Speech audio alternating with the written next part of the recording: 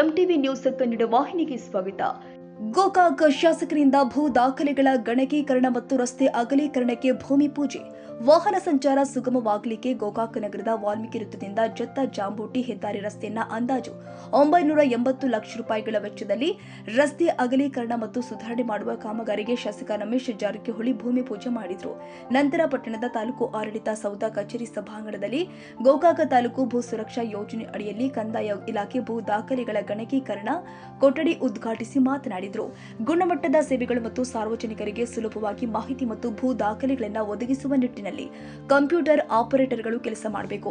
ಭೂ ದಾಖಲೆಗಳನ್ನು ಸುರಕ್ಷಿತವಾಗಿ ಮತ್ತು ಶೀಘ್ರವಾಗಿ ಒದಗಿಸುವ ಉದ್ದೇಶದಿಂದ ಗಣಕೀಕರಣ ಮಾಡಲಾಗ್ತಾ ಇದೆ. ಶಿಥಿಲಗೊಂಡ ದಾಖಲೆಗಳನ್ನು ಶಾಶ್ವತವಾಗಿ ಡಿಜಿಟಲ್ ರೂಪದಲ್ಲಿ ಉಳಿಸಿಕೊಳ್ಳಲು, ನಕಲಿ ದಾಖಲೆಗಳ ಹಾವಳಿ ತಡೆಯಲು, ಕಚೇರಿಗೆ ಸಾರ್ವಜನಿಕರ ಅನಗತ್ಯ ಅಲೆದಾಟ ತಪ್ಪಿಸಲು ಮತ್ತು ಮೂಲ ದಾಖಲೆಗಳು ಸಾರ್ವಜನಿಕರಿಗೆ ಆನ್ಲೈನ್ ಮೂಲಕ ದೊರೆಯುವಂತೆ ಮಾಡಲು ಸರ್ಕಾರ ಭೂ ಸುರಕ್ಷಾ ಯೋಜನೆ ಜಾರಿಗೆ ತಂದಿದೆ ಎಂದಿದ್ದಾರೆ.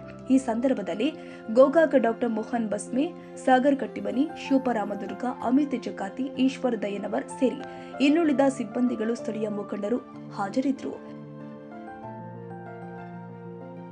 ತಾಜಾ ಸುದ್ದಿಗಾಗಿ ಎಂಟಿವಿ ನ್ಯೂಸ್ 24x7ಗೆ ಸಬ್ಸ್ಕ್ರೈಬ್ ಮಾಡಿ ಮತ್ತು ಬೆಲ್ ಐಕಾನ್ ಅನ್ನು ಒತ್ತಿ. ತಪ್ಪದೇ ಲಿಂಕ್ ಶೇರ್ ಮಾಡಿ.